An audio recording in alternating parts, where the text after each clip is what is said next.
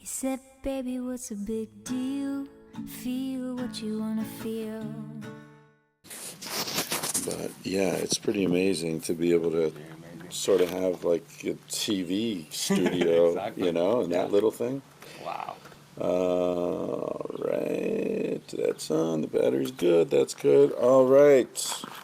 Welcome to the second hangover podcast of the day. I have. We were partying till 5:30 or something last night, which is not. You could look at that and say that's not a good way to prepare for your podcast, Chris. But I'm here for a couple days. Last night was the party, so you got to do what you got to do, right? Yes. What time did you go to bed? I went to bed pretty much close to 3 p.m. 3 a.m. 8 a.m. Oh, you slept all day, so maybe it was 3 p.m. Right? You were sleeping yesterday out on the porch. Too much. Anyway, so this is Godi. What do you have two names? How does it work in your culture? It's Godi Godar. My Godi last Godar. name. Yes. That's a cool name.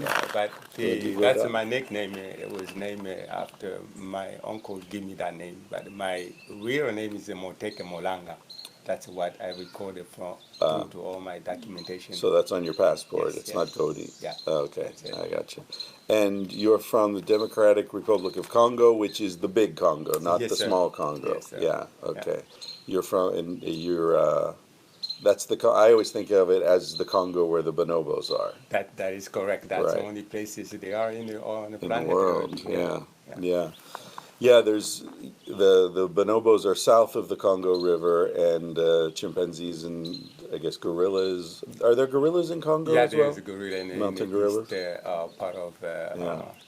DRC. Yeah. I mean, the theory that I've heard from primatologists is that about 3 million years ago, I guess the chimps and the bonobos were the same species, and the river shifted and cut the populations, and so the one species became bonobos and the other species became chimpanzees, or probably remain chimpanzees because there are chimpanzees in other parts of Africa as well. Right.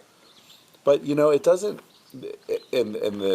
This is the explanation for why bonobo behavior is so different from chimpanzee behavior. What I've read is that the bonobos are much more peaceful than chimpanzees because they don't need to compete for food with gorillas and some other primates. I don't know if they were monkeys or I forget what the other primates were. But that never made sense. Well, there are no orangutans in Africa, right? In any case, it never made sense to me, that explanation, because whatever competition for food there is, the bonobo population would have grown until they were competing for the food, if the sort of Darwinian theory is right. But have you worked with bonobos? Not really. What I learned about bonobo is they are most close to our relatives based on our DNA. Right. So Right. 98.7. Yeah. However, it depends how you measure it. Right, But exactly. the same as chimps. And then you look at the chimpanzees culture or tribe, they're very aggressive. Yeah. That's what I know. Yeah. Aggressive. They eat their own, and Yeah. they don't share. If the chimpanzees find the food, they will eat them. They will share just only for themselves. Right. They will not wait. But the bonobo it's different because when they get the food, they will wait until every communities or group will sit and they eat together and Yeah. share, Right. and they take care of the others. Yeah. And then what I know is I don't know about that theory of competing with the food, but in a Congo Basin, the second lung of our planet, Yeah. that is abundant of Right. food there. Right. And then that it kind of like I probably I disagree with that. Yeah, Reason, it but, doesn't make sense. And then to me. they are known as making love constantly. That's how they That's resolve it. their Yeah, conflict. yeah, And yeah, the chimpanzees, they fight constantly. yeah, But the bonobo, they don't do that. They yeah. just make love and no war. That's what I That's know it. about the Yeah. bonobos. I have a friend named Franz de Waal, who's a scientist who studies primates. He's Dutch, and he says that chimpanzees use violence to get sex, and bonobos use sex to avoid violence. Exactly. They use it to keep their stress level Yes, low yes, and yes. make sure everyone's Yes, yes, happy. yes, And as you exactly. say, Yeah. he talked about he's worked with both species a lot in his life, and he tells the story about how if you throw some food into an enclosure of chimpanzees, they'll, as you say, they'll fight over the food, and then the alpha, the top dominant males, will take the Yeah. food, and maybe if there's enough, they share some with their friends, but not with the females or the babies or anything. Right. If you throw the food into a group of bonobos, they look at the food and they feel the same stress that the Yes. chimpanzees Yes. feel, Yes. and then they all have sex, and then they share the food. Yes. So Right. much better. Yes. And then I love the fact that also the bonobos, female are the leader of their Yeah. tribe. Right. So that's make more sense. And Yeah. in a way of females control the communities Yeah. and the behavior and all that. So Yeah. it's pretty cool. But the males are also happy. So Yes, it's not. exactly. I always, I've had this discussion with anthropologists where they say, well, there are no female dominated societies in the world, no matriarchies. And I say to them, that's because you think a female dominated society is going to look like the opposite of a male dominated society. Exactly. But when it's dominated by females, it's they don't use power the way men tend to do. Yeah. Yeah. So it's much more inclusive, Yes, yes. and if females are in power, then they're more sexually open. So the males are having more sex, which means the stress level is lower, Right. less violence. So they go and they see these societies where the men are very happy and relaxed, and they say, well, it can't be female dominated because the men are happy. They should be Right. suffering the way Right. women suffer Right. when the men are Right. dominating. Right. Right. It's different. Yeah.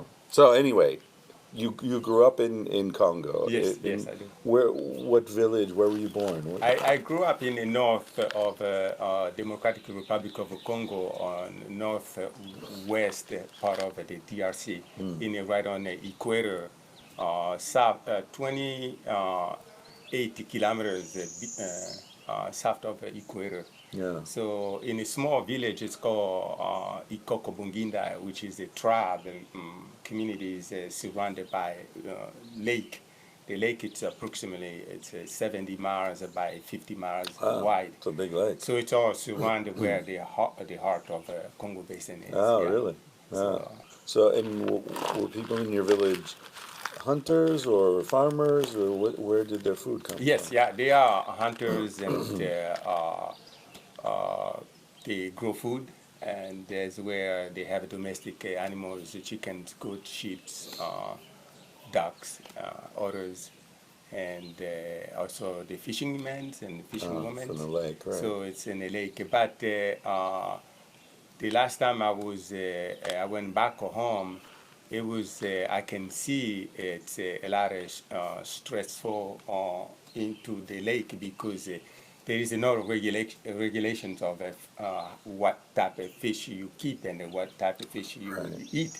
But the village has a tendency to harvest fish regardless. It's So a they're little, overfishing. yeah, the lake is overfishing. Yeah. So And also, I guess the population is exactly, growing. population is going. And when were you born?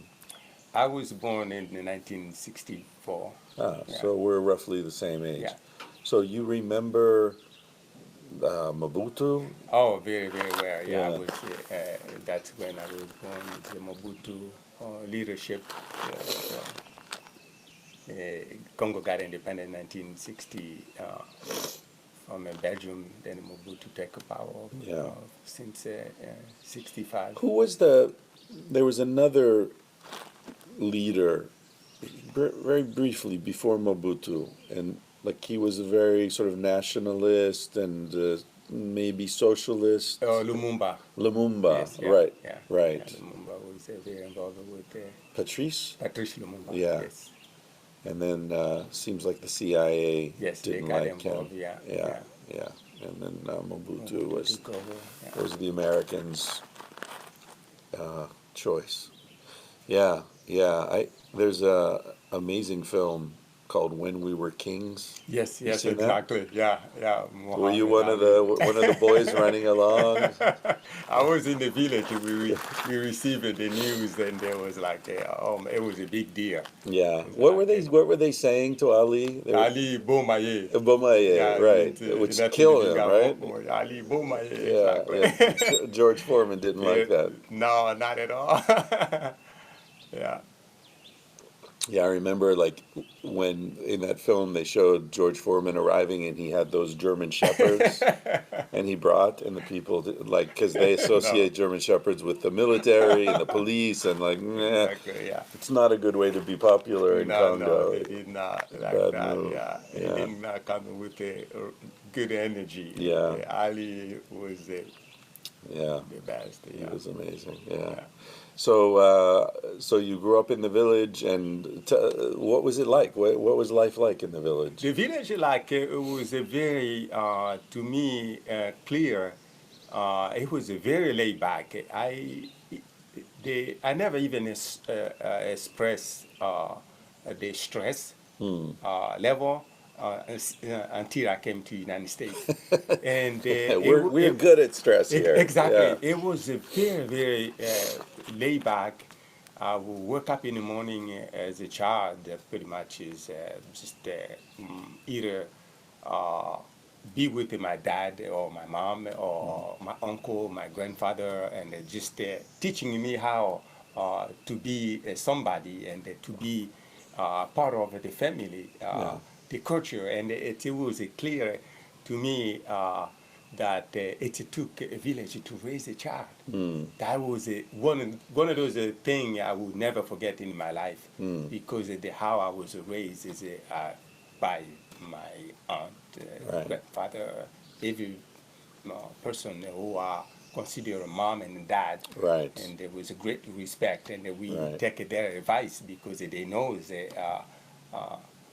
what to say. Right. And So if a child in the village, a child is crying, does just the nearest adult will pick them up, or they say, "Hey, your baby, you have to come get your baby." oh no, it would be if a child is sitting and then an adult to see that they would like Any take adult. care of Yeah, the yeah. child and they find their parents, and they usually say everybody Yeah, live around, so they will know this child is belong to Godard. Yeah.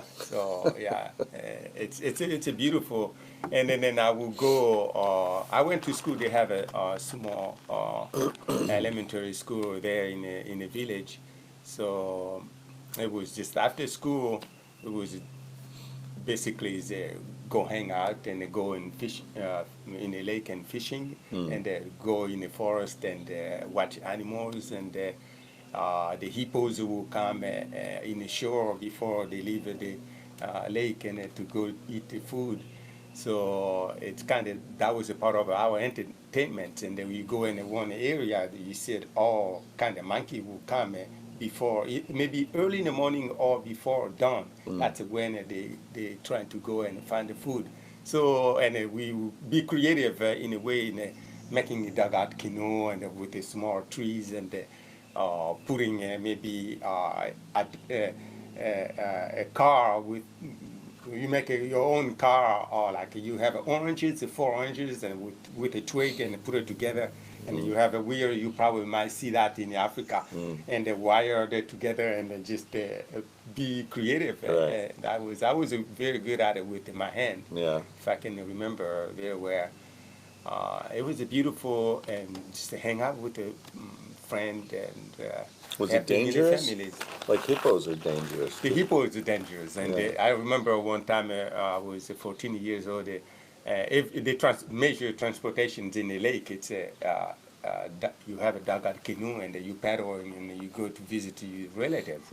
So one time I was going to see my uncle in Ngelo Munzui, which is 30 miles away. So I was paddling canoe along, and the lake was calm a little bit, and the breeze started to come, and then the water began to be choppy, and then 10 feet away from me, and I saw the signals, waters blue from Oh, like bubbles the coming bubbles. from a hippo. And actually, it was a couple family. They rise and they give me the signal. They just go, they shoot water in the air, and at that moment, I like, oh my gosh! I slowly and turned my canoe in the different directions, and then I was okay. Yeah. But there are several cases, and especially if you don't know where they are, and particularly one of our family member was almost got killed by hippos. His legs was torn out, and he did not. He was approaching to hippos. They tossed the canoes in the air and smashed it, and grabbed him by legs. It was just all the muscles was missing. It was pretty bad, And they were our most dangerous animals in Africa. Yeah.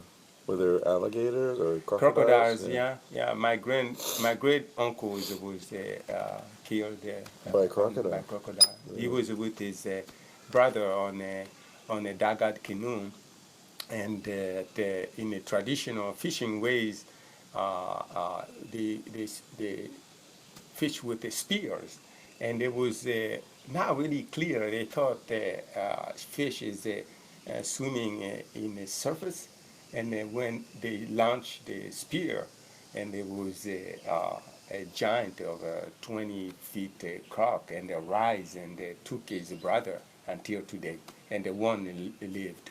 It was a tragic, but we know where they are. Usually, we know our the boundary and how to take caches when Did the people eat crocodiles? Yeah. Yeah. So you hunt them also. They now. It was not really hunting unless if it's got tangled by the fishing the net. The net, Yeah. and then I remember one of them. It was maybe about 12 feet croc tangled with the fishing net. Then the whole village came in and says, well, that was opportunities. And then they got him and killed him, and then we share the whole village. Right. The good things are there. If something is been killed, it will be shared to the whole entire village, and then no waste at all. Right. Yeah. Yeah, like I think I told you yesterday, my wife is from Mozambique. Yes. And she told me that in where she lived, there was a popular expression that the best place to put extra food is in your friend's stomach. Yes. Because there's no refrigerator. Exactly. Right? So that's where, extra food, hey. Yeah, that's exactly how we do that. There's no refrigerator, no running water, and no electricity. That's how I was raised. What about medicine, or like for example, when someone has an accident or attacked by an animal or stung, bitten by a snake or something? How it's a lot of the traditional medicines. They are medicine women, medicine men in the tribal communities, so they will provide that. But if it's something else that we don't know, and that's just the way it is. But and so there's no way to go to a hospital. These hospitals in Bikoro, but if something is really deep, they don't have any access to medical care or facility to diagnose what's really this person. And also money. Exactly. Yeah. Especially right now, it's a really, really hardship. And Yeah. both of my parents passed away because also they have no access of medical care. So one of them, my mom has a high blood pressure. And she didn't have a medication. She passed. And then my dad just passed recently. He was 83 years, which is good age, but he had developed. It was really quick. He was a very healthy person, and all of a sudden he started having blood in his stool. But I would assume if he were in the United States, probably he would live. But and then he knew clearly, says don't take me anywhere because I know to hospitals because I know this is my time is up. So taking me to my own village and then let me pass it there. So he didn't suffer much. It's just that after 1 month he passed away. Yeah. Do you can you say anything about the way people think about death in that society? I mean, it has to be, being in this place here, there's, last night the party was all about death, and, Yes. there's a lot of what this community is trying to do, I think, is change the way people think about death and be Yes. more accepting and understanding. And when I think about a society like what you're describing in the village, you just said, well, if it's a very serious thing, it's just the way it is, right? You're not going to fight, you're not going to go, we have surgery and call the ambulance, and there's no ambulance, Yes. and the helicopter, there's It no doesn't helicopter. exist, yeah. So, are people more peaceful about death? How is their relationship to death different from what you see in America? In the Western society, it's very, very striking me because how people are scared to die. Yeah, Ever since I came into this culture, and they're like, oh my gosh, that's totally compared to where I came from. And what we experience in death in Congo, it's we have the expressions that says the death is like strapping a belt on your waist. That's it. It's in there. It can be any moment, anytime. oh, I see. So death is always with you. Yeah, It's exactly. it's always, It's yeah. always with you. Yeah. So I'm not wearing a belt, so I think I'm good for today. all right. Good luck for that. And yeah, the death there, it's a part of the culture, and they accept it because it's in many reasons you can be struck by lightning, and you can be go in the forest and the tree fall on you, and the illness, and you cannot seek the medical care. So they really accepted that, and the child will be. Usually, is the one time I ask, I can share with you. I asked my parents, I said, why is our culture we have tendency to have so many kids? And my mom and dad, they says, because that's if we have maybe one kid, we we're taking a chance it's not going to survive. Yeah. So having 9 and 10, maybe few of them will survive. Yeah. So that's like their investment. Right. So to the kids, and so they know some of them will die with parasite Right. infection, you name it. Water related and Right. all that. So these people know, and then they're not afraid of losing someone. It will be a sorrow, a sadness, and but in the end, they know it's a celebration. If someone died there, they will the funeral we call matanga. Matanga is a funeral there, and they will keep the body certain probably 3 days until the whole family members come in the same place. Right. So in the matanga period of matanga, all the family will stay together, depending how long the family decided.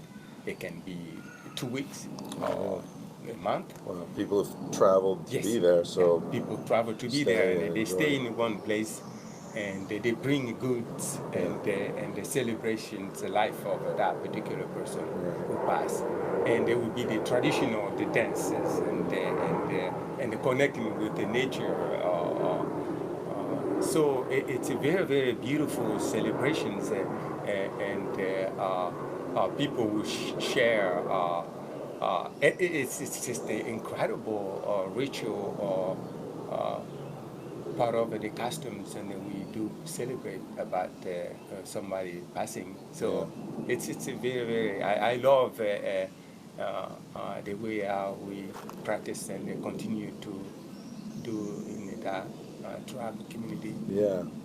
Do you think this is a complicated question for me because I think about this a lot. I think I told you yesterday I'm writing a book, and a lot of the book is about hunter gatherers. Now, I know your village weren't hunter gatherers, but a lot of what you're describing, like the fact that a lot of children die, that was the human condition and still is in lots of the world. Yes. And then you come to a place like the United States where infant mortality is lower, not as low as people think. It's about even with Cuba right now, because a lot of black children die. Infant mortality rate for black people is very low because medical care is very low for a lot of poor people here. Anyway, my point is that in societies with a lot of infant mortality, as you say, the parents expect it. They know, like, we're going to have 5 or 6, whatever, children because we know 2 or 3 of them might not survive. In some societies, some cultures, babies aren't considered people until they can speak.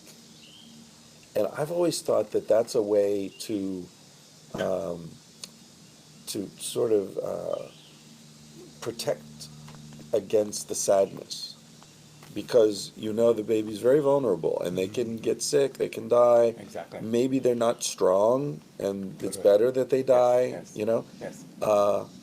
And so in the culture, an infant is not a person yet, so they don't feel the same kind of sadness when the infant dies because, well, it wasn't really a person. Yes. He wasn't ready to live yet. So is there something like that in your culture? Yes, it is, because I know they says also when you lose a child, and at some point you in a culture we bury the child in a real cemetery. Okay. We will bury the child in a backyard, Uh-huh. and the tribe believe that soul will return at some point. Okay, right. And It just wasn't the right moment for that soul. Exactly. Right. So it is considered as not fully developed and a more or less a sadness, and compared to an adult when Right. an adult pass. Yeah. It's I can relate it to that. Yeah. Yeah. In your culture, are there like ritual when a boy becomes a man? Are there rituals to mark that moment, or when a girl becomes a woman? There's no ritual on that. The only ritual we have when female uh, give birth for the first time. Ah. So it's called Boalekele, to honor the mother, because we believe that they are Mother Nature and therefore giving a life for all of us. So in my cultures, when the female give a first birth, and that's a very honor, and it can go through to the traditional uh, uh, preparations if they're willing to do that, and they honor that. And for the mayor, we don't have that type of Ritual. ritual Yeah. and that. So it's just no, Yeah. just How old were you when you left I Congo? was at 21.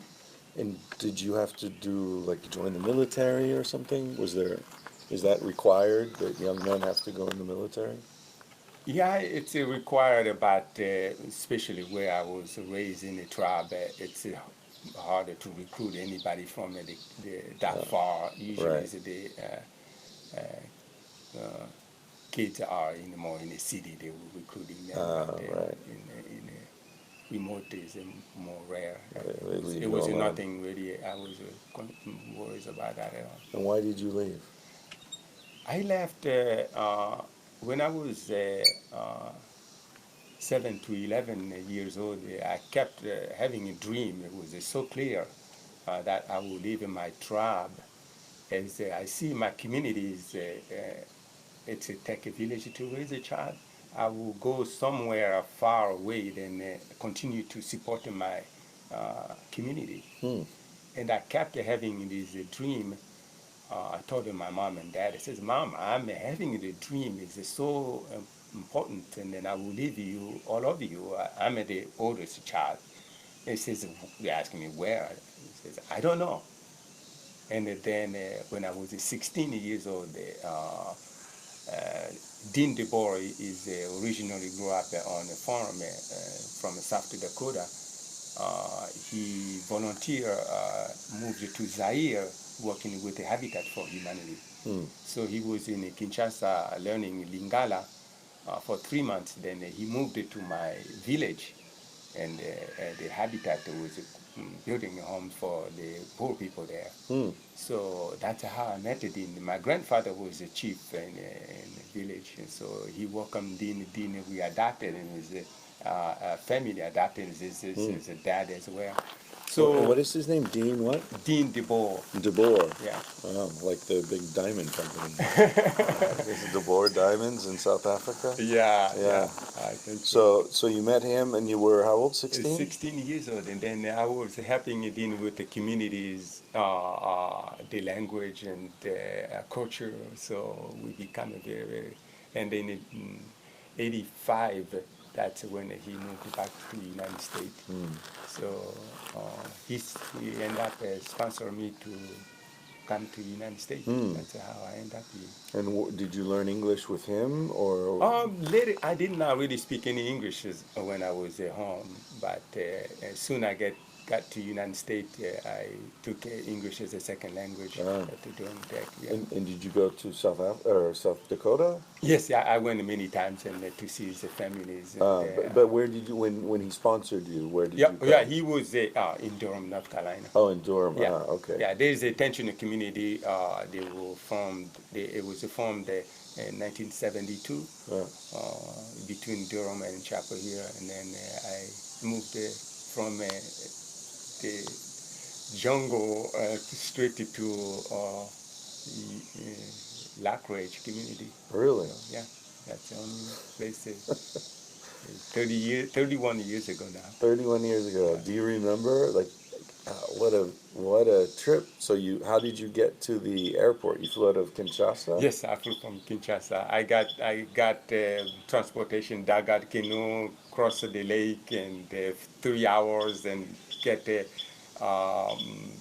road trip in 8 hours and 1 hour from Mbandaka to Kinshasa, and then all the way to the United States. It was incredible. It was my first impressions when I landed coming down. It was in New York City, JFK. Oh, you flew into JFK. Oh my God. It was the light. I never seen that many light. Yeah. And Did you fly over? Could you see the city from the plane? It was in the dark. Yeah. Oh, right. That's nice. And as we were driving, it was in October 15th. I asked Dean, he says, all American trees are dead? He says, no, they're not dead. They're just sleeping. I say, like, well, I'm from a tropical. If the trees no leaves, it means they're dead. Yeah. It was kind of... Wow. And that was the first time you were on an airplane, I guess. Yes. First time to be on an airplane. It was incredible. But I guess, could you see in your village, you could see them fly over? Yes. So you'd see in the airplane. Yeah. We remember seeing it when being in the village. Sometimes some of them we don't see and we just hear the sound that going by. Yeah. Yeah. Sometimes we would see them. Wow. That's a big day Yes. for you Yes. to say goodbye because Yeah. you know you're going very far. Yeah. It's not like you can come back next Yeah. week. Yeah. I have a blessings and I'm supposed to become the leader of my tribe and then give that right to my brother. So I give all my respect and I said this is my Destiny, purpose. purpose. So Yeah. and so Yeah. it made a whole lot of sense. So that was 30 years ago. 31 years ago. 31 years ago. Yeah. You came here. You went to this community. What was it called? Durham Tech Community College. Durham Tech Community College. Okay. And you were living in an intentional Yeah, community? Lacourage community. Okay. And how did you end up there? What? Because the dean, Dean knew people there? Dean was part of the community. Were there other Africans there? No. It was a lot of the hippie people are living there. So Right. I was only one black person Huh. who came into that community. And did you speak English then or no? No. So you. Wow. Yeah, it was hard. And you were how old? 21. 21. Yes. Wow, man. That's a big adventure. Yes, It's yes. like going to another planet. Exactly. So what did you think? Was it must have been very exciting, but was it it must have been difficult. It was difficult. Then I realized right away, and as I was going to learning English as a second language, the people were totally strange, different. And I would tendency to wave and say hello, and they don't even look at me. They just turn around. Well, this is in the city or at the university? Yeah, where is in town? A chapel here. Yeah. Like, wow, that's really, what's wrong with them? Yeah. And it says, I ask Dean. Dean speak Lingala. I will go ask Dean. It says, people here, they don't even say hello. It says that's the nature of it. Is the culture here. And then I'm always a smile face. And, then it was hard in that part because being in a village, I know every single person. Right. And we get up in the morning, hello, and we share and everything. And that it was quite a country shock to me to see that. Did you think you made a mistake? And there was a moment that said I was sad. And sometimes I would cry because I miss the tribe Sure. aspect and the reality and how I was raised and like wow, I'm alone now. Yeah. So, and I don't speak the language, and so it's hard. But it took me approximately 3 years to really understand and learn about the people, and then meet really good wonderful friends, and they become my family. And the Lacourage is also, they were amazing people. They embraced me. And the Dean family in South Dakota, when I first went there, I was the only one black person. They probably never see a black person, but his family, they embrace in a small town called Corsica, outside of Chicago. So, and I never really feel like a shame be around the people. I was like, yes, this is great, and it never occurred to me have a mind or discriminate to anyone. Never. So it's a quite experience. How was your relationship with Black American people? Did you ever feel like, did you feel closer to them, or were they more?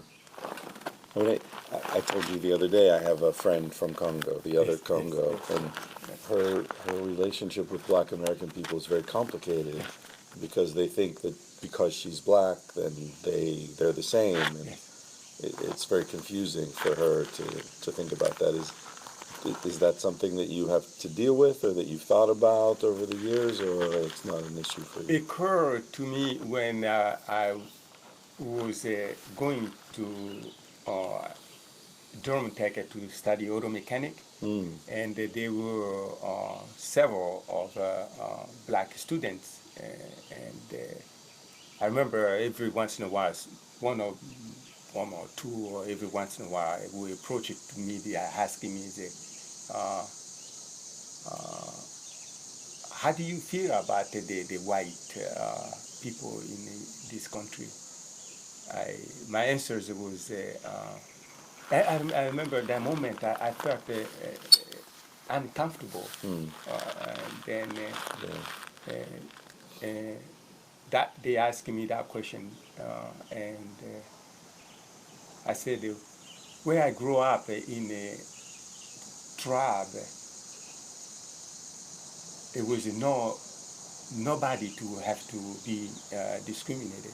So it doesn't matter who you are, or what type, how you look. I accept everybody equally.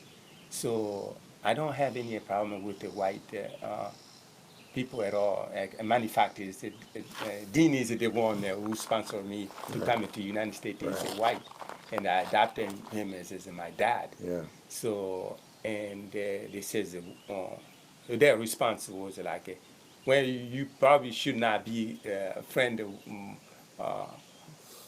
close to them. And this says, well, I don't feel it that way. Yeah. But I made a more white friend and the family than black, and it was a really draw. I can see they wanted me to be like them. Yeah. What I sensed and what I was explained to a few of them, and they just they says the way they did it to us coming in slavery here, and so it's not a good idea to be a friend with them. I said that's not my case. Yeah. That's not who I am. Yeah. Yeah. They were very, some of them are really wonderful people, but Yeah. a tendency I will have that question constantly will be asked to me, and how I feel. Yeah, that's my friend's experience as well. That it was difficult for her because it was like the black people wanted her to say, "I'm on your side," Yes, exactly. but she's married to a white man. She has children who are, half white and half black, and she was raised in Paris and Congo, and so even though she's very sympathetic and understands the history, it's not her history. So, it's like if I go to Africa and there's a war between two tribes and they're like, "Oh, whose side are you on?" Like, it's not my know. war. I Exactly. don't. Yeah. Yeah, That's it's totally it's a clear. complicated thing, and Yeah. it's again, we're not. I'm sure you're not, and I'm certainly not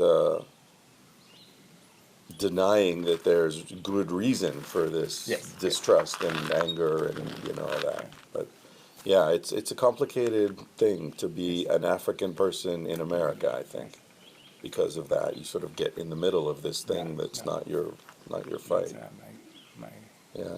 problem. So you've been here 30 years. You said did you work as an auto mechanic? Yes, yeah, I have a Or do workshop. you? Yeah. I worked with a company for 5 years, and then I decided to open my own shop. I have my little workshop in the community, so I repair cars. Yeah. Yeah. You should And say their lawnmowers don't work here. Maybe you can help them with the lawnmowers. yeah, and then I learned Dean was a master carpenter, and we. Oh, that's right. You do the woodworking. We did Beautiful a lot chairs. of the habitat volunteer in Durham, in Charlotte, and some other places. Yeah. So he taught me how to build the houses. Then I'm a carpenter. I became a carpenter and also a woodworker. And masonry. I lay bricks as well as stones. You So do everything. yeah. Yeah. So And where are you living now?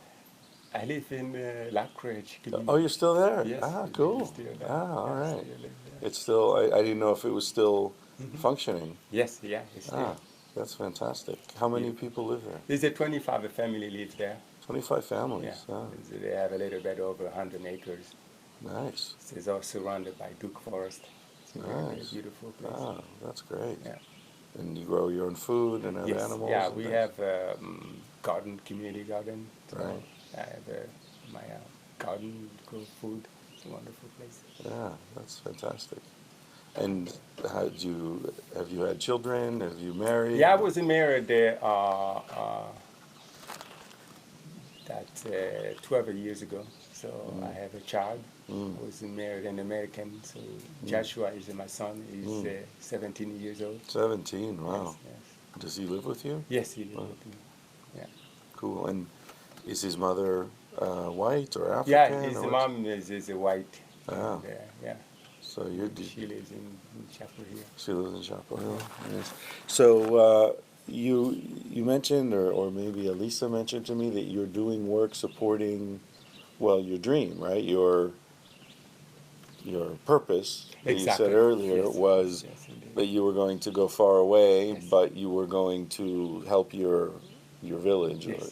So what are you doing? What's happening with that? Yeah, after my mom died in 2012, it was clearly, and her last wishes words and told me, God will bless you with this project. And he called and he said there are corporation in Laktumba logging, cutting the rainforest. Who called?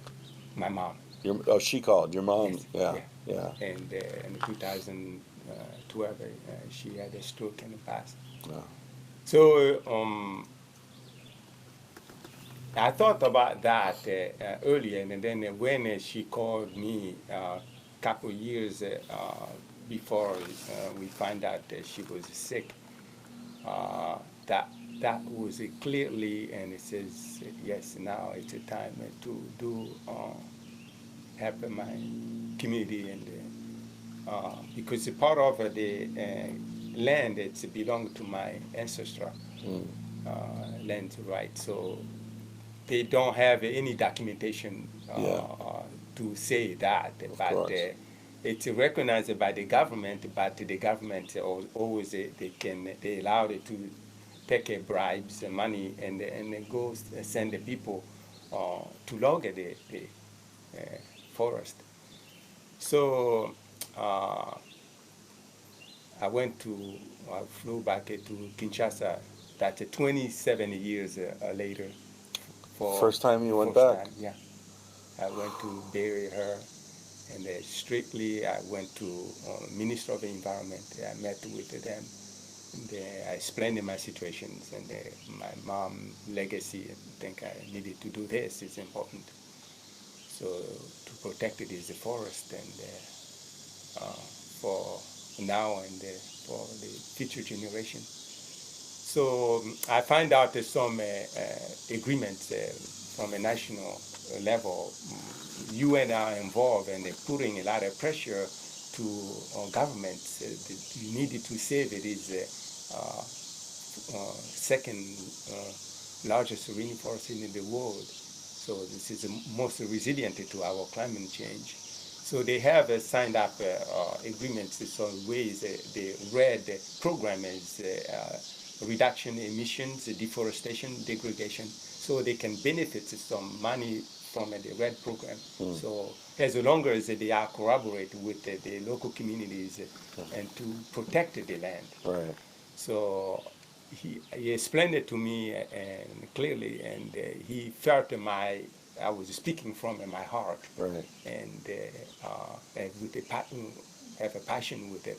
So he told me, he says, number one, I was elected by the people in Laktumba, so I will ensure to you that I will follow up and protect this forest. So and we follow-up paperwork, and the Chinese already took a portion of the land in everywhere, the mining east part of the DRC, the devastations. Wars continue today because the precious minerals such as cobalt and coltan, and Right. it's used In for the cell phone. for cell phones, Yeah. and the women are being raped, and the children are forced to become a soldier. It's a incredible war happening there, Yeah. and who knows, the big players are behind these mining, and children are be forced to go and mine it and collecting these minerals. It's really sad. And then I look at that, if the same problem come to my tribe, it would be the same, or if they find a gold or diamond or you Yeah. name it, petroleum, it would be the same. Yeah. So, and I took the opportunities and to work with the government. I came back and raised the funds. I founded the organization called Go Conscious Earth. It's a non-for-profit. It's based in Durham, North Carolina. Go Conscious Earth. Yes. Is there a webpage? Yes. Go Yeah, Conscious. www.goconsciousearth.org. Org. So, or gcwww.gcearth.org. So you can go and Google that. So in 2014, Minister of Environment wrote me a letter, says they come back. So I went back, and with two board members of my non-for-profit. So he requested the delegation, we flew to trial. Says that this is the way, the proper way it works, because it's in a constitution of ancestry right. So before we granted any type of land, we have to have a proof of negotiations, and all the chiefs and the leaders and the sign, and the Aborigine Pygmy people have to be involved. Women have to be involved. It's a grassroots that documentation. It's called clause sociale et cahier des charges. So we went with the delegations. We traveled all these villages, Yeah. and they're signing it. And I remember that part was the best moment in my life, because the first time me going back, and they actually, the leaders, they came, they embraced us, and they took us to community gathering, and they gave me the name, it's Nehemiah, the biblical name, the one who left the village, and then they returned to save and support their families, communities. I cried. It was just the most profound. I saw through to their eyes. It says this is what they need, because what the story we got on is how the corporation will come, logging company will come, and taking every single tree, ship, and these community get zero. Nothing. They get zero. Except disease and Exactly. poverty. Yeah, because now where the food came from, where everything came from, is gone. So now you need money to buy what? Terrible food. Right. How do you get money? Now you have to work. And in the negotiations, there were the alternative, Yeah. because these communities, they relied on the rainforest, the hunt, and the lake, and all that. What is the And alternative? drinking the water has to be Exactly, clean. Yeah. Exactly. Yeah. It was they're willingly to give co-conscious earth, and to tell the government, this is what we want. Yeah. They ask clean water initiatives, Yeah. because they saw a lot of kids and they're dying with the water contamination. Yeah. They ask for school, building school. They ask for health care, clinic facilities. They ask for women's initiatives. It can be making soaps, or empower the women, and they've learned the women when they are in control with the money, they're very, very good with the money. And the men, the tendency to go and they drink a lot of alcohol and abuse. Gambling. Exactly. Yeah, but again, related to Bonobo. Yeah, and exactly. that says in my tribe, the women, when they are in charge and controlling, and the families are happy. And that was beautiful. I admire my mom. I admire mom, and also every woman in all around the world, because they just the best. I don't take me wrong, but the dad is always good, but moms they do the best work. From my own opinion. Yeah. So they ask these things in exchange. So. And then we put it out on that documentation, and bring it back with us to brought it back in Kinshasa, and the minister says, "Well done." Yeah. And he granted the. And he land. granted 1 million acres of concessions. We have the south and side and the north side. The south side, that's where it's in the Butwali area, that's where the Bonobos are living there.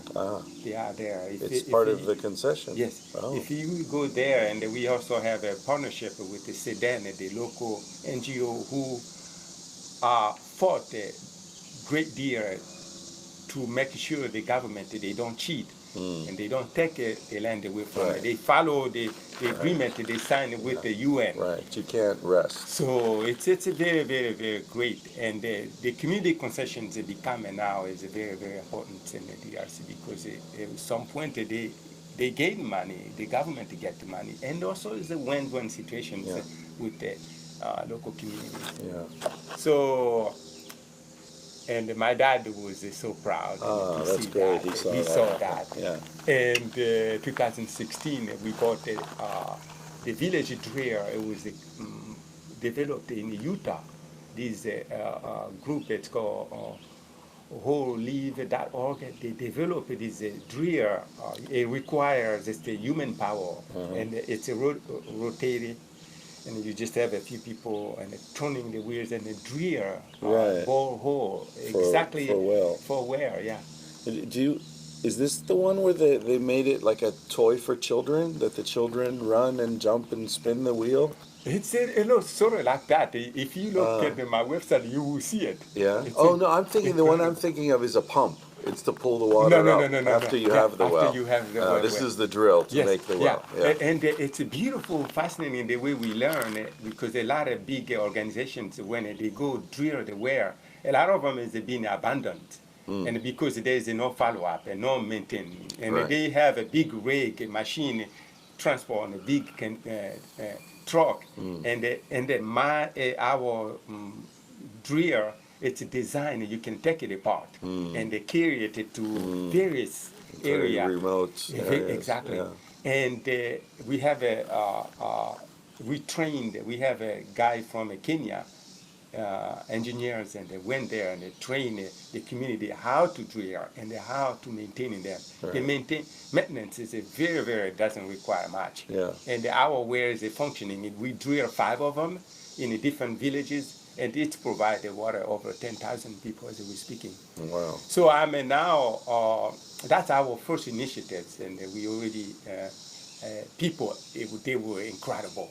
It's like and the latest report when I was there, when my daddy died, villages that came and they says the life of the children, it's been improved since we have this water.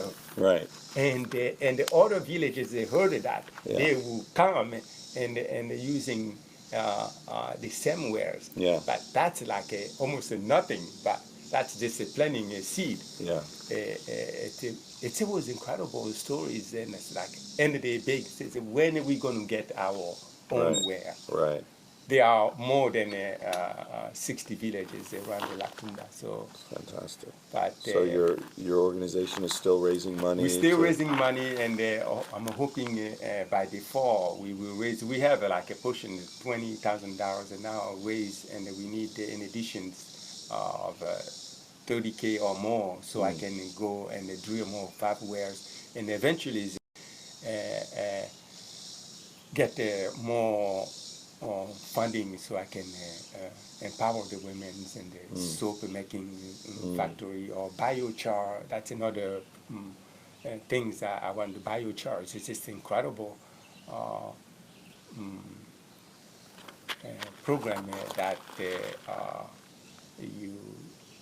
It can be huge beneficial. What is biochar? Biochar is they found in the Amazon. The scientists, they dug at the under the ground. They said million years ago they found a charcoal under the ground, and they took the sample of the soil. They looked at it, have all the nutrients to grow food, because the biochar is a stove.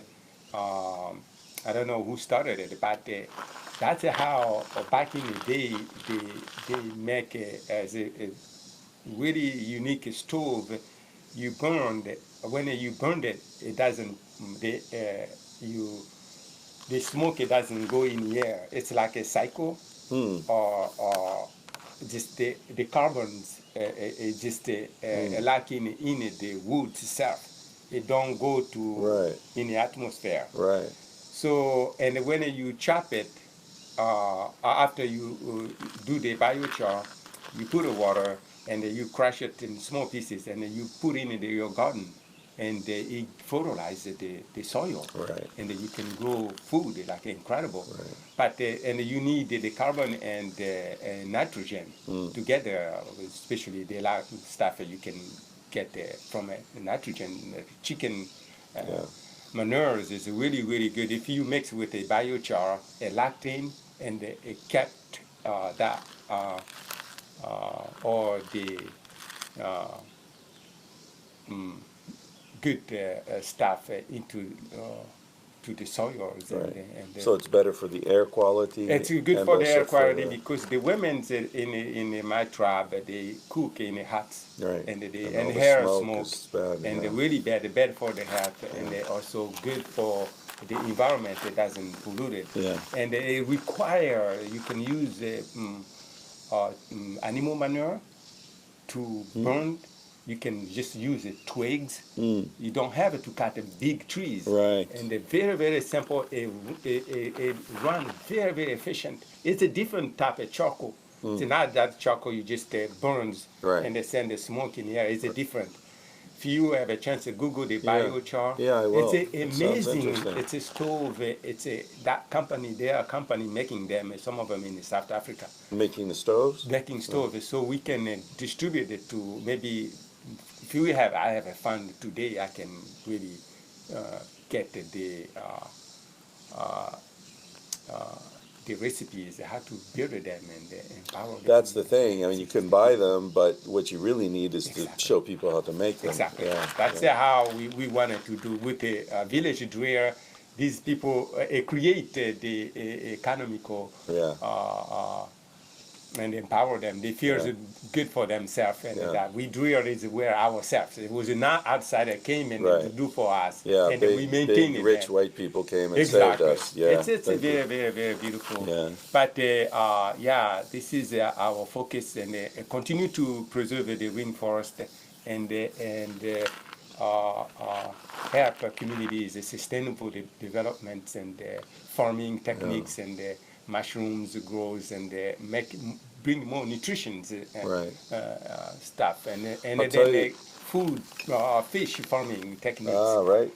So help the lake also. Help the lake. I'll tell you though, I don't know if you're doing this, but somebody has to talk to people about population control also. Exactly, that's a part of